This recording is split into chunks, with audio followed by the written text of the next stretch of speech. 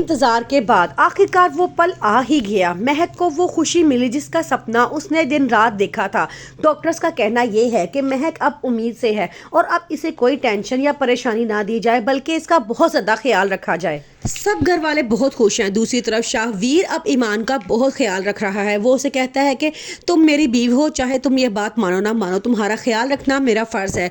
देखना ये है क्या ईमान का दिल शाहवीर की तरफ से पिघल जाएगा, क्या वो उसे माफ़ करके अपने रिश्ते को एक और मौका देगी।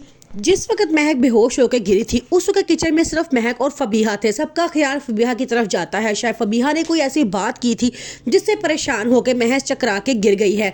उसके लिए आसिफ उसके पास जाता है और उसे कहता है कि मैं तुम्हारे बाप के बराबर हूँ, तो मुझे बता सकती हो आखिर तुम दोनों के दरमियान ऐसी क्या बात हुई थी जिसकी महक ने इतनी टेंशन ली और वो चकरा के गिर गई।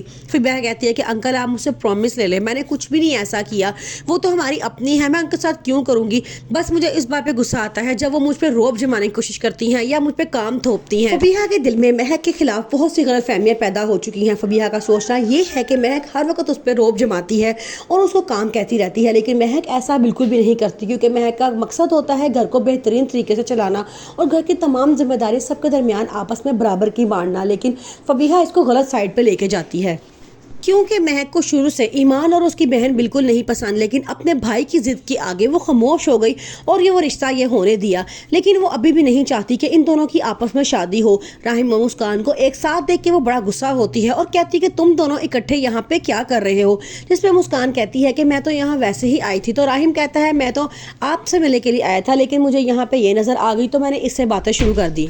अलमीर भी अब फैसला करता है कि वो भी अपनी दुकान बेच के इसी दुकान पे लगा देगा। वो फबीहा से इस बारे में बात करता है तो फबीहा को बहुत गुस्सा आता है और कहती है कि ये मेरे बाप की तरफ से आपको गिफ्ट मिली है, मैं नहीं चाहती कि जो है ये दुकान बिके, क्योंकि मेरे बाप ने उस वक्त आपकी मदद की है जब आपके पास करने को कुछ भी नहीं था, इसलिए ये दुकान नहीं बिकेगी। आप साफ अपने भाइयों से कह दें कि वो अपनी दुकानें अलग कर लें और हमारी दुकान अलग ही रहेगी। जबकि दूसरी तरफ आसिफ के तीनों बेटों ने अब ये फैसला किया है कि वो अपने बाप की पुरानी दुकान को दोबारा से खरीदेंगे और तीनों भाई मिल के उसको चलाएंगे और उनका कारोबार एक दिन बहुत बुलंदियों तक पहुंच जाएगा।